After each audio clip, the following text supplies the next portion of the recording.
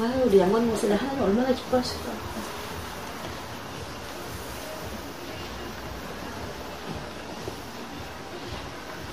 그 우리가 또 같이 함께 하니까 좋죠? 네, 아멘. 아멘. 제가 함께 하는 데마다 오늘 십자가의 도를 증거하게 될 양건도 목사입니다. 반갑습니다. 반갑습니다.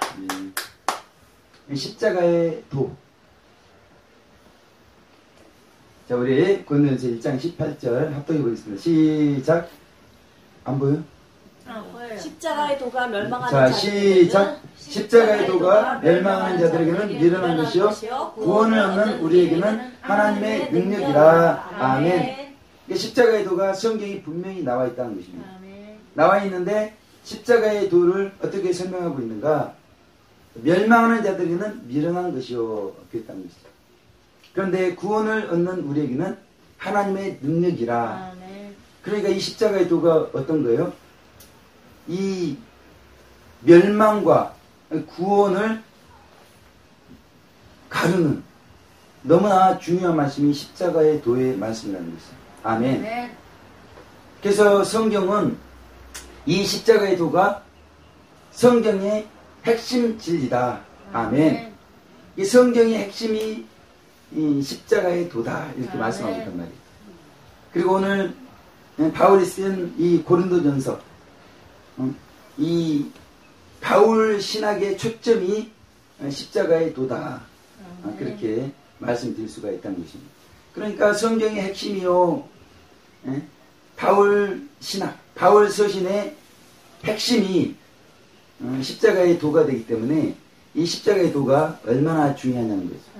그런데 바울은 이 십자가, 이 십자가를 어떤 시각으로 봤는가? 그것은 뭐라고요? 종말론적인 시각으로 십자가를 바라봤다는 것입니다. 아멘. 그래서 바울 신학을 무슨 신학이라고 하냐면 십자가 신학이다. 그래서 바울뿐만이 아니라 누구요? 마틴 루터도 성경의 주제를 십자가로 봤다는 것입니다. 그리고 우리가 잘 아는 중국의 성자 워치만 리도 성경의 주제를 십자가로 봤다는 거죠. 이분들은 한결같이 십자가 신학이라는 것입니다. 이분들의 관점이요, 이분들의 시각이 성경에서 가장 중요한 것이 십자가다. 그런데 칼빈은 십자가로 보지 않고 부활로 봤다는 거예요. 부활로. 그래서 이 칼빈의 신학을 무슨 신학이라고 한다고요? 영광의 신학이다. 아멘. 그런데 우리가 잘 알고 있는 감리교의 창시자 요한 웨슬리. 요한 웨슬리는 성경의 주제를 뭐로 봤습니까? 성화로 봤다는 거예요. 성화. 그래서 웨슬리 신학을 무슨 신학이라고 한다고요? 경험주의적인 신학이다. 그러니까 이 칼빈 신학, 영광의 신학과 성화의 신학인, 경험주의적인 신학인 웨슬리 신학이 서로 대립할 수밖에 없다는 거예요. 그러니까 어느 한쪽에서는 이미 다 이루어진 경지, 그 경지의 관점에서 성경을 보고 있고, 이 웨슬리 쪽에서는 그 경지에 가는 과정 관점에서 성경을 보고 있기 때문에 둘 다 맞지 않겠어요? 둘 다 맞는데 극과 극을 이루고 있는 것이 오늘날 현재 문제라는 것입니다. 그래서 이 십자가를 종말론적으로 보고 있는 바울 신학, 이 십자가의 도를 우리가 깨닫게 되면 어떻게 되겠어요?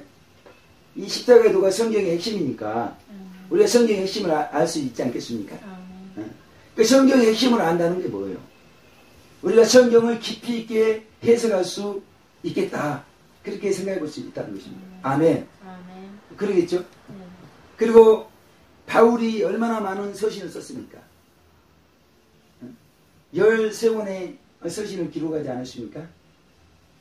그런데 그 바울 서신을 우리가 선명하게 이해하기 위해서는 이 십자가의 도를 알 때 선명하게 이해할 수가 있다는 것입니다. 그러니까 우리가 십자가의 도를 알아야 된다, 몰라야 된다고요? 반드시 알아야 된다는 거예요. 그래서 어떤 목사님께서 이 십자가의 도를 깨닫지 못했을 때는 성경의 깊이를 알지 못했다는 거예요. 바울 서신을 선명하게 이해하지 못했는데 이 십자가의 도를 깨닫고 나니까 성경의 깊은 것을 알고 핵심을 아니까 얼마나 좋겠습니까?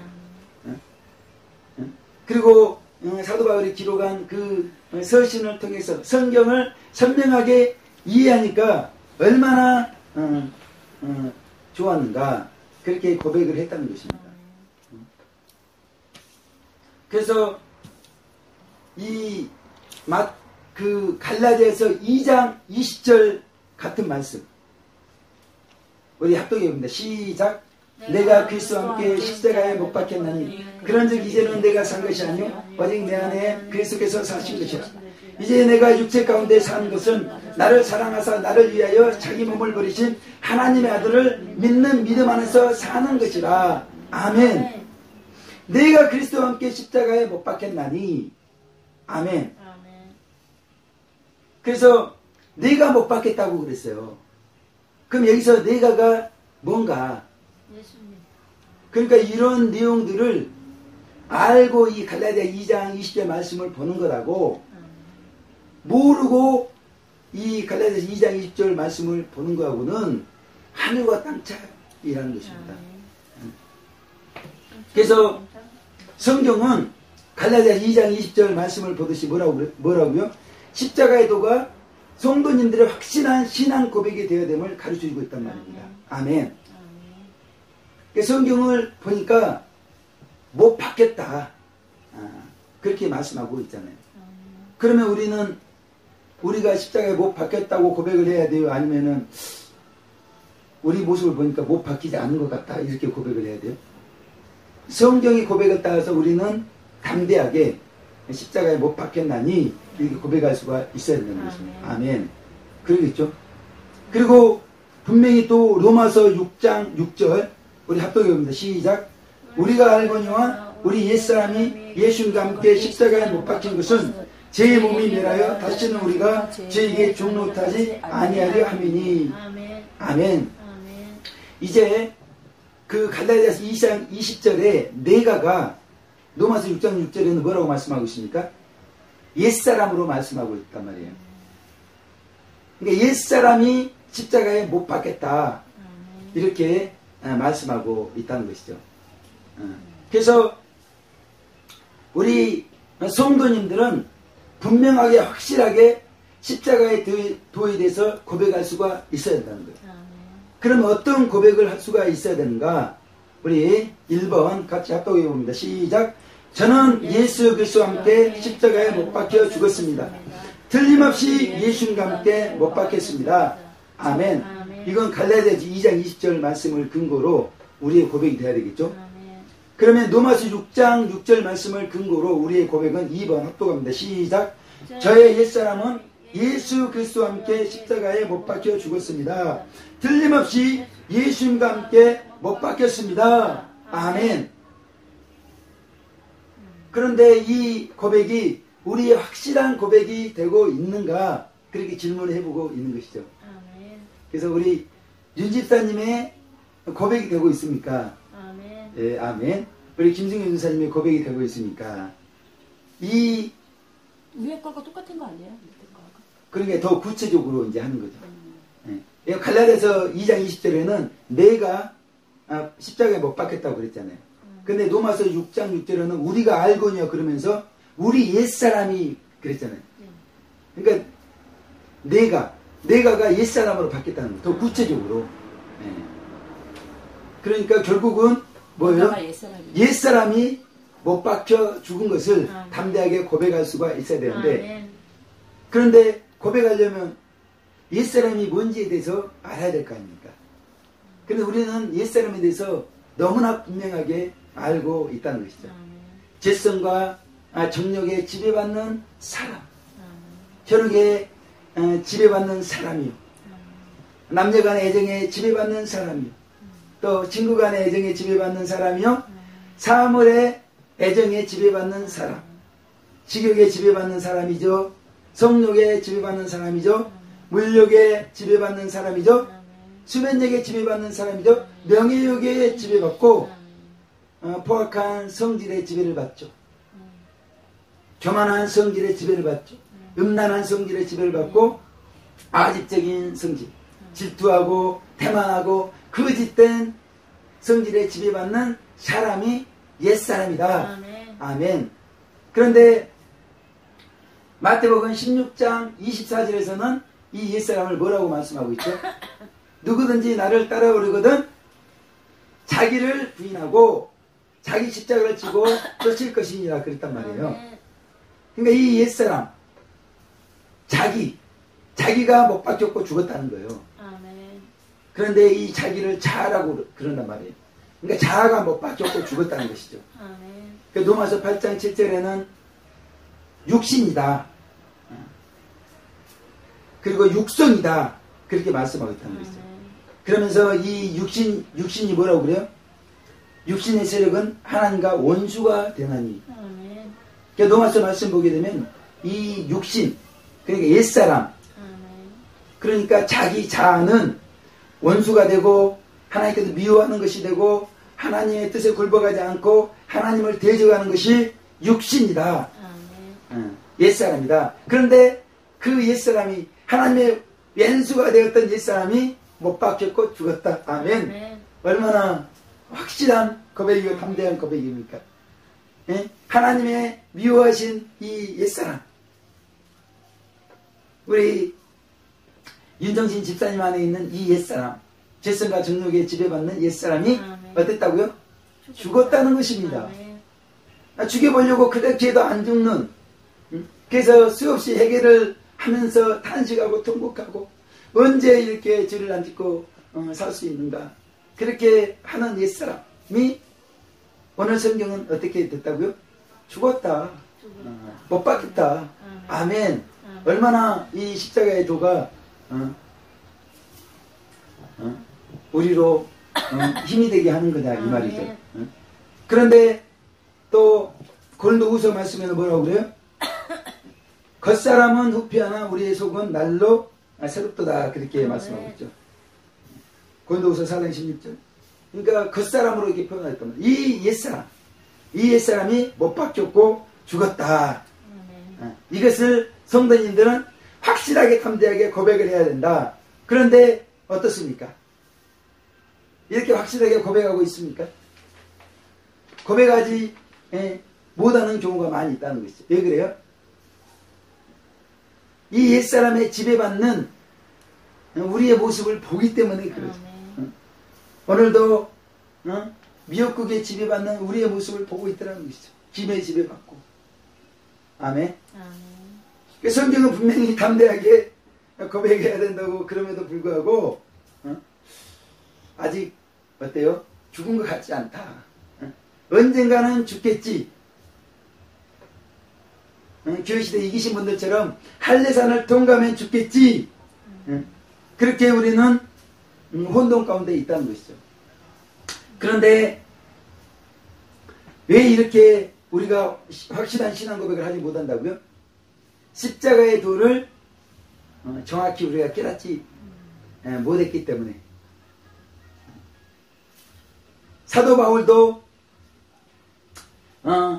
지금 갈라디아 2장 20절, 로마서 6장 6절에서 성도님들의 확실한 신앙 고백이 돼야 된다. 우리가 알거니와 그렇게 말씀하고 있잖아요. 아니, 사도 바울은 이기신 분이니까 그렇게 말씀할 수 있었던 거 아닙니까? 그렇게 이야기할 수 있잖아요. 우리는 아직 광야 성도니까 이렇게 죄성과 정욕에 지배받는 행실이 나타나기 때문에 확실하게 신앙 고백하지 못하고, 그런데 분명히 사도 바울은 이기신 분이 됐음에도 불구하고 고린도전서 15장 31절에 뭐라고 그랬어요? 나는 날마다 죽노라 그렇게 말씀하고 있단 말이죠. 그러니까 이기신 분이 돼도 죄성과 정욕에 지배를 받는 삶을 살더라는 거예요. 왜 그래요? 아직 우리 육체 안에 죄성이 뿌리 박혀 있기 때문에 그렇다는 것이죠. 그리고 고린도후서 4장 10절에는 뭐라고 그렇게 말씀하고 있습니까? 우리가 항상 예수님 죽인 것을 짊어지면 그렇게 말씀하고 있죠. 분명히 감사합니다. 죽었다고 담대하게 고백해야 된다고 그랬으면서 항상 예수님 죽인 것을 짊어져야 된다. 그렇게 사도 바울은 헷갈리게 말씀하고 있다는 것이죠. 그러면 차이가 뭐냐는 거예요. 왜 사도 바울은 우리가 알거니와 그렇게 말씀하시면서 십자가의 도를 담대하게 고백할 수 있어야 된다 그렇게 말씀하고 있는가? 그 차이는 사도 바울은 십자가의 도에 대해서 정확히 깨달았기 때문에 그렇게 말씀하고 있다는 것이죠. 아멘. 그런데 우리가 십자가의 도를 정확히 깨닫지 못하다 보니까 누구의 타켓이 되고 있어요? 구원파의 타켓이 되고 있다는 것이죠. 아멘. 그러니까 구원파에서는 십자가의 도를 깨닫기만 하면 뭐라고 그래요? 의인이 되었다. 그러니까 우리 윤쌤 십자가에 대해서 깨달았잖아요. 그러면 구원파에서는 우리 윤종신 집사님에게 의인이다 그렇게 한단 말이에요. 그러면 얼마나 신나겠어요? 얼마나 기쁘겠어요? 그래서 그 구원파에 가담이 돼가지고 열심히 신앙생활을 한다는 것이죠. 그런데 구원파에서 깨달은 십자가의 도가 정확히 깨달은 것이냐? 그렇지 않다는 것이에요. 부분적으로 이해하고 잘못 적용하기 때문에 지금 이단시 되고 있는 파가 구원파가 아니겠습니까? 아멘. 그래서 구원파에서는 예수님과 함께 죽었다가 예수님과 함께 부활했다는 사실을 알고 있습니까? 그렇게 물어본다는 것이죠. 확신하냐? 혹시 의심하고 있지 않느냐? 확신하다. 예수님과 함께 죽었다가 예수님과 함께 부활한 것을 믿는다.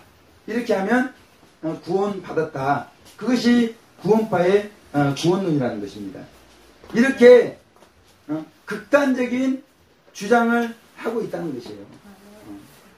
그래서 구원파는 십자가의 도를 깨달아야 구원을 받기 때문에 이제 구원파에 들어온 사람들에게 십자가의 도를 계속해서 증거를 한다는 것이에요. 듣다 보면 성령님의 감동으로 이 십자가에 대해서 깨닫게 되어지는데 그러면 구원받았다 그렇게 한다는 것이에요. 그런데 십자가의 도에 대해서 깨닫지도 못했는데 구원받았다고 하는 분들이 올 수도 있잖아요. 그럼 그런 분들한테는 질문을 한다는 것이죠. 어떤 질문이요? 악심이 나타나지 않느냐. 우리 윤정희 집사님은 악심이 나타나요? 안 나타나요? 나타나요. 억울한 일을 당했을 때, 손해보는 상황이 되었을 때, 좀 편안하대요. 그 지배를 받죠, 이렇게. 집에는 조금 받는데. 손해보지 않으려고 이렇게 하는 마음이 아직까지 조금 있죠. 많이 성화가 돼가지고. 대꾸는 안 하고 그냥 좀 그대로 옛날에는 막 이렇게 주먹으로 막 때리고 그랬는데요. 그렇죠. 지금은 그런데 그러면 그렇게 악심이 나타났을 때 어떻게 하느냐. 여기서 상처버려요 그냥 이렇게. 그렇죠. 그렇게 회개를 보통 하게 된다고 이야기하잖아요. 그러면 구원파에서는 아직 당신은 구원받지 못했습니다. 우리 윤종신 집사님이 방언을 하고 여러 성령의 은사가 나타난다 할지라도 아직 십자가의 도에 대해서 깨닫지 못했기 때문에 구원을 받지 못했다고 무시를 해버린다는 것입니다. 그래서 이분들은 그렇게 자기가 십자가의 도를 깨닫고 의인이 되게 되었기 때문에 회개 생활을 등한시한다는 거예요. 그래서 새벽에 예배를 가야 되는데 날씨가 춥다든지 하고 그러면 그래서 마음에 가고 싶지 않은 마음이 생겼다는 거예요. 그런데 억지로 가게 되면 그것은 복음적인 신앙이 아니라 율법주의적인 신앙이라는 것입니다. 의인이 되었는데 왜 억지로 그렇게 신앙생활을 하느냐. 그러다 보니까 신앙이 어떻게 돼요? 점점 타락하게 되어진다는 것입니다. 그래서 나중에 하나님과 사람들로부터 버림받게 되는 일이 있게 되어진 것이죠. 이 구원파와 같은 사상을 가지고 있는 왕중생파도 마찬가지예요. 자기가 하려고 하지 마라. 율법적으로 하려고 하지 마라. 억지로 하려고 하지 마라. 억지로 하려고 하니까 실패한다. 생명이 주장하는 대로 그렇게 하는 것이 복음적인 신앙이다. 그렇게 주장을 한다는 것입니다. 그런데 이 왕중생파 같은 경우도 이 오치만리 사상을 잘못 이해를 했다는 거예요. 오치만리 성자가 이제 그런 풍성한 경지에 이르러서 정돈한 사상을 지식적으로 이해를 하고 있다는 것입니다. 그러면서 이 신앙이 영적으로 어린 사람들에게까지도 그 영적으로 성장한 경험을 가지고 정돈한 분의 사상을 적용을 한다는 것이에요. 그러니까 맞지 않죠. 분명히 의인이 되었다고 구원받았다고 회개할 필요가 없다고 그러는데 실제 생활 가운데 어때요? 정욕과 죄성에 지배받는 행실이 나타나더라는 것이죠. 그러면 어때요? 우리가 회개하고 우리의 마음과 행실을 정결케 해야 되잖아요. 그런데 구원파나 왕중생파에서는 그렇게 회개생활을 등한시한다는 것이에요. 그래서 자연히 하나님과 사람들로부터 멀어지는데 왜 이런 일이 발생했는가? 그것은 십자가에 대해서 도에 대해서 정확히 깨닫지 못하고 있기 때문에 그렇다는 것입니다. 그래서 우리가 십자가의 도에 대해서 정확하고 올바르게 깨닫는 것이 얼마나 중요한가 우리가 생각해 볼 수가 있다는 거예요. 그러니까 내가 그리스도와 함께 십자가에 못 박혔나니 그랬잖아요. 분명히 십자가에 달려 죽었다 이렇게 말씀하고 있어요. 그거를 담대하게 고백할 수 있어야 된다고 말씀하고 있죠. 근데 그 십자가의 죽음이 어떠한 죽음인가 정확히 이해를 해야 된다는 거예요. 아멘. 그것은 어떤 죽음이에요?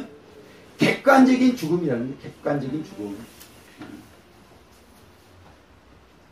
그 객관적인 죽음을 자기에게 적용을 시켜서 주관적인 죽음이 되어야 된다는 거예요.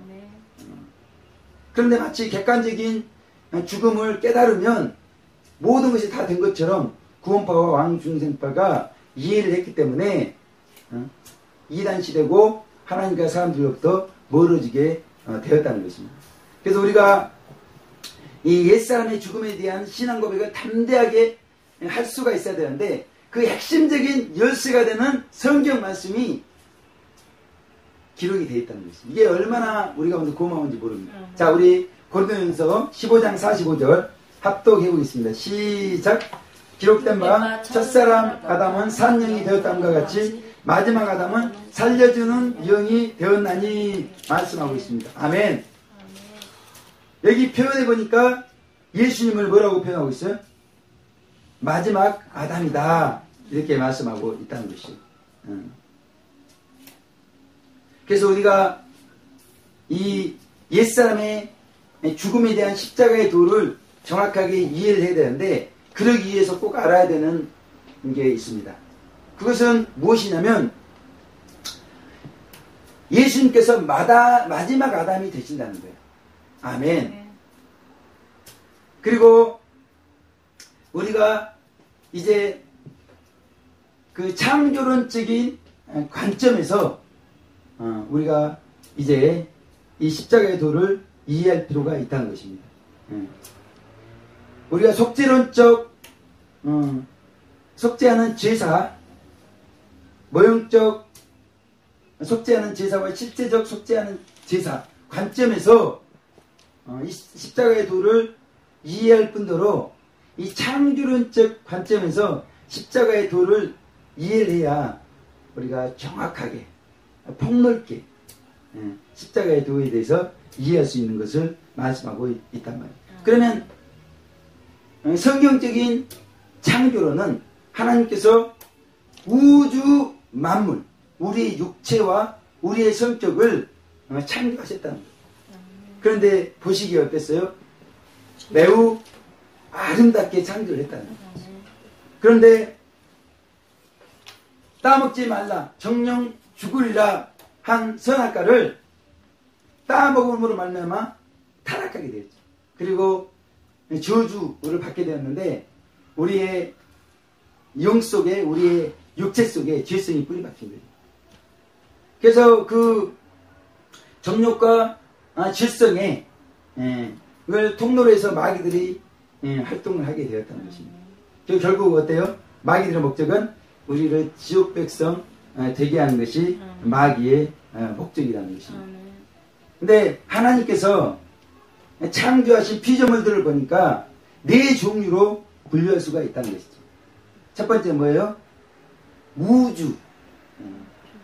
그리고 우주 안에 만물. 더 자세하게 하게 되면 광물이 있겠죠. 광물. 그리고 동물이 있겠죠. 또 식물이 있을 수 있다는 거예요. 그리고 사람의 육체가 있다는 것이죠. 그 사람마다 가지고 있는 성격이 있겠죠. 그런데 오늘 고린도전서 말씀을 보니까 아담을 뭐라고 하고 있어요? 첫사람 아담이다 이렇게 말씀하고 있죠. 왜 하나님께서 아담을 첫사람 아담이라고 했을까? 그러니까 하나님께서 창조하신 피조물들을 아담 한 사람에게 부속시켰다는 것입니다. 그러니까 아담에다가 다 피조물들을 포함시켰다는 거예요. 아담은 아담 한 사람의 이름일 뿐만이 아니라 모든 피조물을 대표하는 이름이라는 것입니다. 아멘. 그런데 그 아담이 어떻게 됐어요? 보시기에 아름답게 창조한 아담이 따먹지 말라고 하는 선악과를 따먹으면 말미암아 타락하여 저주를 받게 되었죠. 그 결과가 어떻게 됐습니까? 모든 피조물들이 동시에 비참하게 되었다는 거예요. 그래서 무가치하고 소용없고 죽을 수밖에 없는 불행한 존재가 되어버렸다는 것입니다.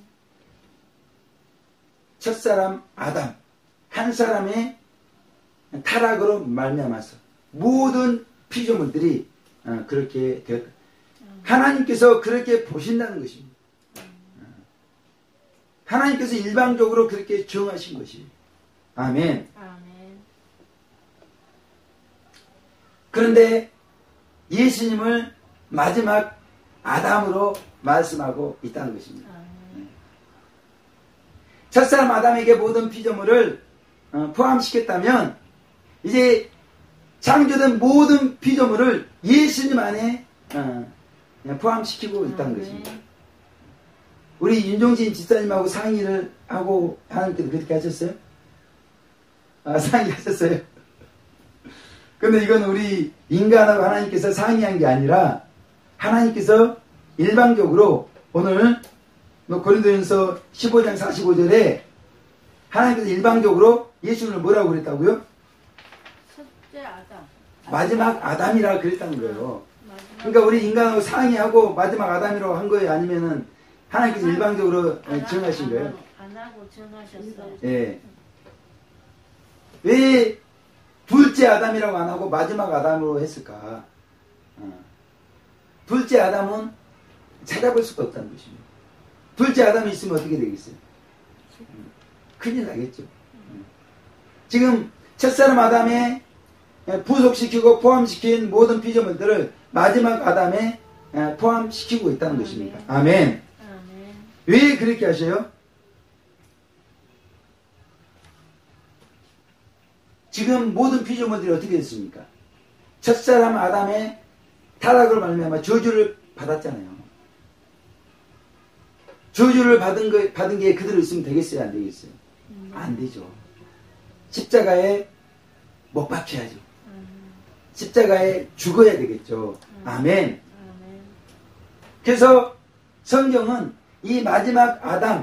안에서 모든 피조물들이 못 박혔고 죽었다. 그래서 예수님을 마지막 아담 이렇게 말씀하고 있다는 것입니다. 그럼 우리 옛사람이 못 박혔고 죽었습니까? 안 죽었습니까? 죽었습니다. 그렇죠. 하나님께서 창조한 네 가지를 보니까 거기에 뭐가 있었어요? 인간의 성격, 옛사람이 있었죠. 그 옛사람도 어떻게 됐다고요? 죽었다고. 저주를 받았잖아요. 그러니까요, 어떻게 돼요? 옛사람의 저주를 받으니까 질성과 정력에 지배받아서 인류 역사를 보게 되면 그 질성을 말미암아 수많은 자범죄, 살인죄, 음란죄, 또 뭐가 있어요? 거짓, 또 포악한, 아주 인류는 그런 자범죄로 말미암아 죄가 홍수를 이루고 있었다는 것이죠. 그 저주로 말미암아 우리 옛사람이 저주를 받았기 때문에 그래요. 그런데 우리 옛사람은 어디에서 이제 발견할 수가 있습니까? 마지막 아담이신 예수 그리스도 안에서 우리 옛사람을 발견할 수가 있는데, 그 예수님께서 십자가에 못 박혔고 죽었죠. 그러므로 우리 옛사람이 어떻게 됐어요? 십자가에 못 박혔고 죽었다. 아멘. 이것이 하나님께서 우리를 위해서 예비해 놓으신 놀라운 축복이었던 것입니다. 놀라운 선물이시라는 거예요. 예수님이 우리의 옛사람을 십자가에 못 박고 죽었다. 마지막 아담 예수님께서 우리 옛사람을 십자가에 못 박고 죽었다. 아멘. 그런데 이것이 우리의 것이 되려면 어떻게 해야 돼요? 우리가 믿음으로 이것을 받아들이면 된다는 것입니다. 아멘. 그런데 우리 윤영진 집사님께서는 그 예수님을 믿을 때 억지로 믿었나요? 믿음으로. 그렇죠. 성령님께서 감동하사 은혜로 우리가 예수님을 믿게 되었다는 것입니다. 아멘. 예수님이 나를 위해 대신해서 십자가에 못 박혔고 죽은 것을 깨닫게 되었다는 것입니다. 이걸 우리가 알 수가 있을까요? 저도 98년에 여름 수양에 참석했는데 그 십자가에서 예수님이 나 같은 죄인을 위해서 달려 피 흘려 죽으셨다. 그것이 깨달아지는 거예요. 그러면서 자신이 죄인이고 이런 죄인을 위해서 예수님께서 십자가에 못 박혔고 죽었구나. 또 얼마나 눈물을 흘렸는지 몰라요. 오지만이가 이것을 십자가의 도의 원리를 경험적으로 깨달았다는 것입니다. 요즘은 연단받을 때 이 죄 때문에 큰 고통을 겪었다는 거예요. 그래서 죄를 지어보지 않으려고 노력을 했다는 것입니다. 그런데 노력하면 할수록 더 범죄하게 되는 자신을 발견하게 됐다는 거예요. 왜 그래요? 자기 안에 죄성이 있다는 거예요. 전적으로 타락하고 완전히 부패한 인간이라는 인간의 실상에 대해서 뼈저리게 깨달았다는 거예요. 그래서 결심하고 노력해도 고칠 수 없는 자신을 발견했다. 그래서 오츠만에는 근식도 해보고 영적 지도자를 찾아가서 상담도 했다는 것입니다. 근데 상담할 때마다 그 지도자들이 어떤 말씀을 주셔요? 로마서 6장 11절 말씀을 주셨다는 것입니다. 그러니까 죄에 대해서 죽은 자요, 하나님에 대해서는 산 자로 여겨라. 그렇게 말씀하더라는 거예요. 그래서 죄에 대해서 죽은 자로 여겨라 그렇게 했기 때문에 그렇게 죽은 자로 여기고 노력을 했다는 거예요. 그런데 기회가 주어질 때마다 자기도 모르게 질투가 나오고 혈기가 나오는 자신을 발견했다는 것입니다. 아무리 죽으려고 해도 되지 않는 자신을 발견했는데 이제 좁은 문을 통과하면서 이 십자가의 도에 대해서 깨닫게 되었어요. 그러니까 자기의 이 옛사람, 죄를 범할 수밖에 없는 상황 가운데 죄를 범하는 자기의 옛사람이 십자가에 못 박혔고 죽은 것을 오치만네는 깨닫게 되었다는 것입니다. 아멘. 그러니까 얼마나 이렇게 죽어보려고 했습니까? 그런데 자기 노력으로는 되지 않던 게 십자가의 도를 깨닫고 나서 자기가 예수님과 함께 못 박혔고 죽었다는 사실을 알게 되었어요. 그러니까 얼마나 이렇게 기뻤는지 모른다는 거예요. 그러니까 온 시내를 돌아다니면서 오치만네는 죽었다. 타락한 오치만네는 죽었다. 이렇게 외치고 싶을 정도로 기뻤다는 것입니다. 그러니까 오치만네는 옛사람이 그리스도 안에서 죽고 하나님을 대하여서는 산자로 여기라는 말씀을 생각해 볼 때 어떻게 하면 그리스도 안으로 들어갈 수 있을까 고민을 했다는 것입니다. 근데 그 문제의 해답을 고린도전서 1장 30절에서 찾았다는 것입니다. 너희는 하나님께로부터 나서 그리스도 예수 안에 있고 예수님은 하나님께로 나와서 우리에게 지혜와 의로움과 거룩함과 구속함이 되셨으니 그러니까 죽는 거는 예수님과 함께 죽어야 되는 것을 깨달았다는 것이에요. 아멘. 그러니까 범죄할 수밖에 없는 옛사람이 예수님 안에 있었고 예수님이 못 박혔을 때 못 박혔고 죽었다는 사실을 깨달았다는 것입니다. 그러니까 죽으려고 애를 쓰던 자신이 예수님과 함께 못 박혔고 죽었다는 것이죠. 그러니까 자신뿐만이 아니죠. 우주 만물과 육체까지도 마지막 아담 안에서 죽으신 것을 깨달았다는 것입니다. 아멘.